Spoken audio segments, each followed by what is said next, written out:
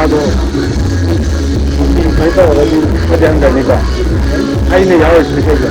뭔 생각이야? 뭔 생각으로 뭐야?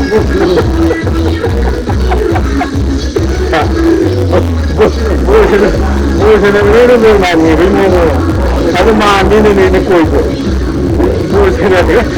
뭘 벌써 지인인지